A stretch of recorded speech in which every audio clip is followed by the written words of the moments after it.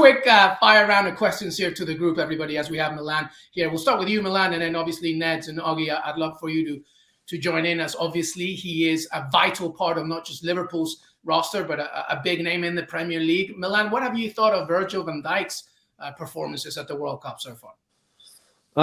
It's okay-ish, but it's not brilliant as well. He got heavily criticized by Marco van Basten after last game against Ecuador, and he also reacted on Van Basten that he said, yeah, Marco van Basten is always negative.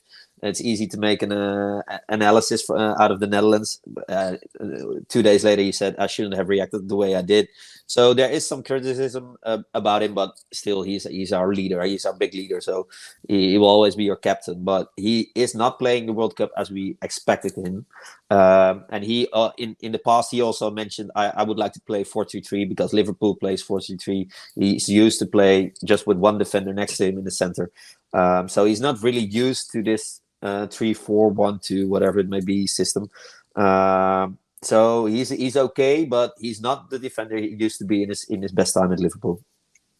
Yeah, I would agree with that. I think overall he's been fine, but Van Dijk isn't a player where we describe him as fine. You know, this is somebody who's been one of the best in the world.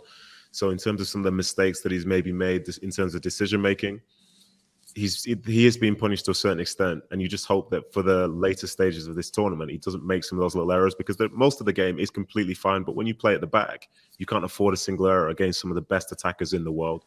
So, you know, I have confidence that he will be getting better as the tournament progresses. I'm sure he does as well. But the fact is, you need to go out there and do it. And I think the fact that he's listening to the criticism, in some ways, that's fair, because, you know, this is what people talk about him, because he's one of the biggest names in world football. But I would just say, like, for him, he's just got to make sure that he stays motivated, understands his role, and just make sure that those around him are really up to it as well. Because if he wants to be successful, everyone has to do it together. And even if he upturns his performances, if it's at the expense of something else, then really, what was the point?